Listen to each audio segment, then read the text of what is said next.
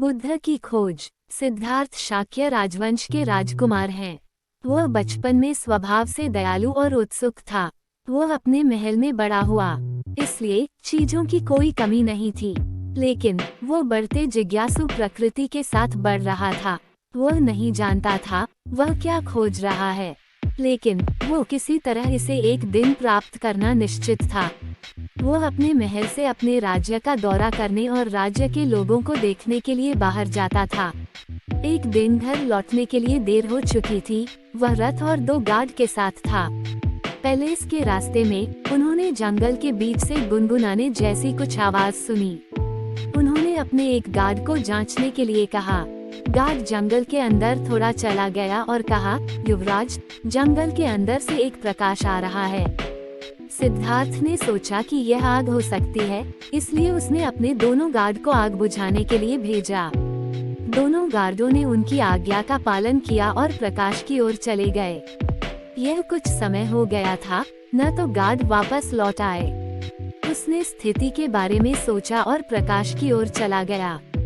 जंगल की गहराई के अंदर आगे बढ़ते हुए वह आश्चर्यजनक रूप से देखता है कि गार्ड जमीन पर थे। उन्होंने जांच की और दोनों को मृत पाया, बिना किसी घाव के।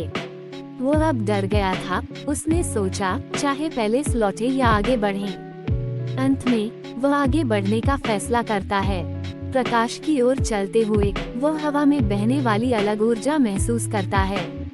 अंत में वह जगह पर पहुंचा। वह दृश्य देखकर चकित था। एक व्यक्ति एक पुराने पेड़ के नीचे ध्यान कर रहा था। व्यक्ति का सिद्धार्थ जैसा चेहरा भी था।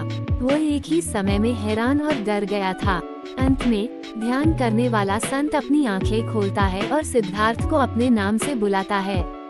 अब एक ही समय में उसके ऊपर कई झटके के कारण सिद्धार्थ पागल हो रहे थे। अब दृश्य महल की ओर जाता है। देर हो चुकी है, इसलिए राजा सुद्धधाना राजकुमार की तलाश में अपने सैनिकों को भेजते हैं। लेकिन पूरे राज्य की खोज करने के बाद सैनिकों को सिद्धार्थ नहीं मिला। अब महीनों हो गए हैं। राजा ने हर राज्य में खोज की, लेकिन अपने बेटे को नहीं मिला। इसलिए वे राजकुमार को मृत मानते हैं। राजा हर साल सिद्धार्थ की मौत की सालगिरह का आयोजन करते थे। साल बीत गए। एक दिन राजा राज्य की यात्रा से लौट रहा था। वह जंगल से एक ही गुनगुनाने की ध्वनि सुनता है। वही घटना दोहराई जाती है। अंत में राजा प्रकाश की ओर चलता है। थोड़ी देर बाद वह 2 युवाओं को दूर देखता है। वह थोड़ा आगे चला जाता है। राजा सिद्धार्थ और संत को एक वार्तालाप में पाता है। राजा अपने बेटे को इस सभी वर्षों के बाद बहुत छोटा और सिद्धार्थ जैसे चेहरे के साथ एक संत देखकर दंग रह गया। यहाँ दृश्य कट जाता है और सिद्धार्थ और संत के बीच पिछले वार्तालाप से दृश्य शुरू होता है। संत खुद को प्राप्त करने के लिए भविष्य में सिद्धार्थ का रास्ता बताते हैं। वास्तव में संत स्वयं सिद्धार्थ थे। अंत में राजा बातचीत में प्रवेश करता है। अचानक संत गायब हो जाते हैं। राजा सिद्धार्थ को स्पष्टीकरण मांगता है, लेकिन सिद्धार्थ ऐसा प्रकट करता है जैसे कुछ भी नहीं हुआ है। जब वे जंगल से बाहर निकलते हैं तो वे सिद्धार्थ के 2 गार्डों को देखते हैं। वे चकित हो जाते हैं और पैलेस लौट जाते हैं। राजा ने रास्ते में अपने अनुभवों से पाया कि समय पीछे चला गया है। यह सिद्धार्थ की बुद्ध तक की यात्रा की शुरुआत थी।